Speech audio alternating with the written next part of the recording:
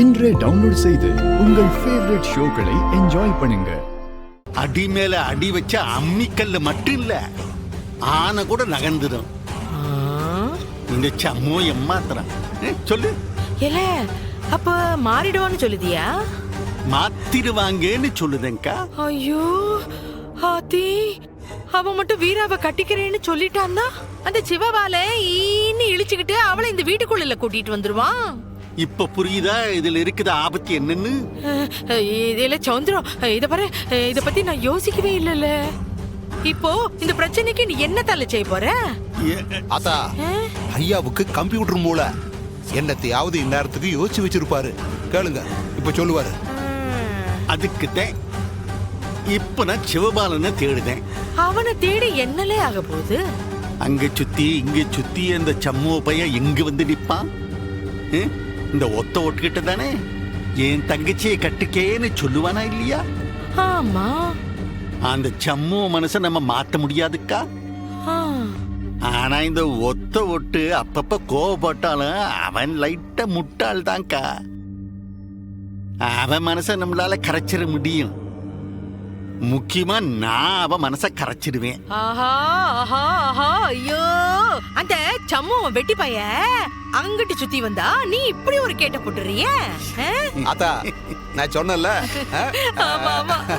அந்த ஒத்த ஓட்டு வந்த உடனே அந்த சம்மு மண்டைய கழுவுறதுக்கு முன்னாடி நான் அவன் மண்டைய கழுவி விட்டுருவேன். அக்கா, நான் ஏத்தி விடுறதுல அவன் வீராவே தேவையில்லைன்னு வந்து நிக்குதானா இல்லையான்னு நீயும் பார்க்கதானே போகுதே. சூப்பர் சூப்பர், பிரமாதம் பா. சமூகத்துக்கு அந்த கௌதம் தான் மாப்பிள்ளைன்னு தோணி போயிடுச்சு. ஆனா உன் அக்கா என்னடா விடாம அந்த வெறும் பையில நச்சரிச்சுக்கிட்டே இருக்காளாமே. ஏன் என் தம்பிக்கு வீராவை கட்டி கொடுத்தா என்னன்னு கேட்டுக்கிட்டே இருக்காளாம். எங்க அக்காக்கு வேற வேலையே இல்ல. இல்லே, உன் அக்கா உனக்காக அவன் காலை பிடிக்காத குறையா அத வெறும் பையில கெஞ்சிக்கிட்டே இருக்காளாமே. இது யாருக்காக? உனக்காக தானே. அக்காவை இந்த மாதிரிலாம் யார் செய்ய சொன்னா? கொஞ்சம் கூட அறிவே இருக்காது. என்ன செய்ய, அவளுக்கு பாவம் உன் மேல பாசம், உன்னைய விட்டு கொடுக்க மனசு இல்ல. அதான் உனக்காக அந்த வெறும் பைய காலை பிடிக்கா. உன் அக்கா தொந்தரவு தாங்காம அந்த சண்முக பைய உன்கிட்ட தான் வந்து பேசுவான். என்கிட்ட என்னத்த பேசணும்? அந்த ஏஎஸ்பி மாமன் கௌதமுக்கு வீராவை கட்டி கொடுக்கணும்னு முடிவு பண்ணிட்டான். ஆனா உன் அக்கா நம்ம பரணிக்காக அவ முகத்துக்காக சும்மா ஒரு பேச்சுக்கு உன்னைய வந்து பாப்பான். பரணி முகத்துக்காக உன்கிட்ட வந்து என் தங்கச்சியை கட்டிக்கிறியான்னு கேட்பான். நீ என்ன சொல்லுவ?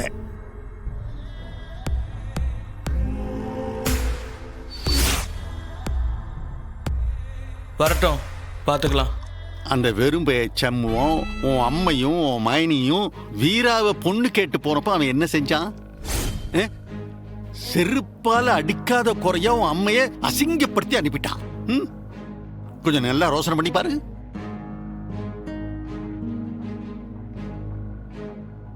சிவபாலா இந்தாரு அவன். சிவபாலா உட்கார்ல, உட்காரு. அவன் உங்ககிட்ட வந்து வீராவை கட்டிக்கிட்டியான்னு சும்மா கேட்பான். நீ ஓப்பனா சொல்லிடு. எதுக்கு நீயும் மனசுல ஒண்ணு வச்சுக்கிட்டு வெளியில ஒண்ணு காட்டிக்கிட்டு? எனக்கு வீரா வேண்டவே வேண்டான்னு சொல்லிடு.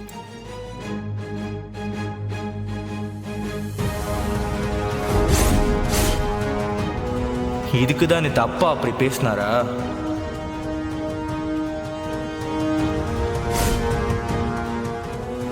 டேய், உன்கிட்ட தான் கேக்குறேன், உனக்கு சம்மதமா இல்லையா? அதை ஏன்கா என்கிட்ட கேக்குற? டேய், உன்னோட கல்யாணத்துல உன்கிட்ட விருப்பத்தை நான் சம்மதிச்சா? அப்போ அந்த மளிகை கடையில ஒருத்தர் நிக்க வச்சிருக்கீங்களே, அவன் என்ன செய்ய போறீங்க? இல்லை, அதை நாங்க பாத்துக்கிட்டு தான். இப்போ உங்ககிட்ட என்ன கேட்காவ? உனக்கு விருப்பமா இல்லையான்னு தானே கேக்குதாவ. அதுக்கு என்னன்ட்டு பதில் சொல்லு. வீரா கிட்ட கேட்டீங்களா தான்? இல்லை, உன் விருப்பம் என்னல அதை சொல்லு. வீரா என்ன சொன்னான்னு கேட்டேன். டேய், அவ என்னடா சொல்ல போறான்? இதே மாதிரி நான் அவகிட்டயும் நேரடியா வாய் விட்டு கேட்டுட்டேன். எங்க அண்ணன் யார கல்யாணம் பண்ணிக்க சொன்னாலும் நான் அவங்கள கல்யாணம் பண்ணிப்பேன்னு சொல்லிட்டான்.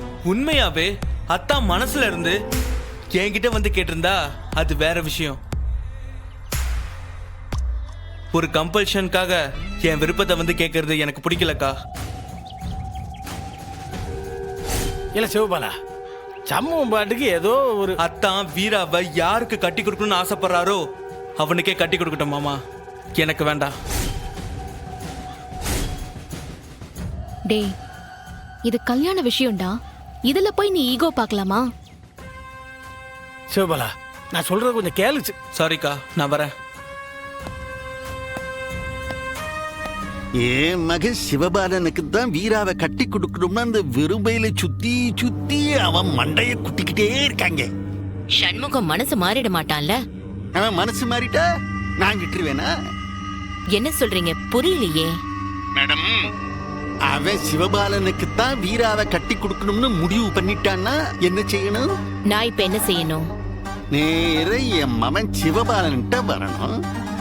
வந்து ஏன் தங்கச்சி நீ கட்டிக்கிறியான்னு சம்மதம் கேட்கணுமா வேண்டாமா? ஓ, அப்படின்னா அந்த அளவுக்கு போவானா அந்த சண்முகம்? வீட்டுல இருக்கிற தொந்தரவு தாங்காம சப்போஸ் அந்த முடிவுக்கு வந்தான்னு வச்சுக்கிங்க, அப்ப அவன் என் மகன்கிட்ட தானே வந்து நிக்கணும். மனசு மாறினா அங்கதானே வந்து நிக்கணும். அந்த இடத்துல தான் நான் ஒரு குழிய வெட்டி அதுக்குள்ளார நல்ல திக்கு திக்கு திக்கு திக்குன்னு எரிய விட்டுருக்கேன். கொஞ்சம் புரியுற மாதிரி சொல்லுங்க சார். அது வேற ஒண்ணு இல்ல, என் மவன் மண்டைய கழுவி அந்த சண்முகம் உன்கிட்ட வந்து வீராவை கட்டிக்குதியான்னு கேட்டா முடியவே முடியாதுன்னு சொல்லிடலேன்னு சொல்லி வச்சிருக்கேன். ரியலி? ரியலி தான் மேடம். என் மவன் வேண்டான்னு சொல்லிடுவான், அது சமூகத்துக்கு சக்கடிக்குவே. அட பரவாயில்லையே.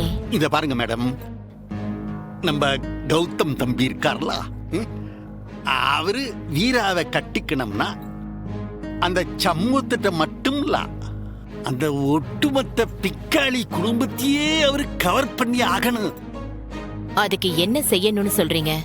என்னத்தையாவது நம்ம கௌதம் தம்பி பண்ணிக்கிட்டே இருக்கணும் மேடம்.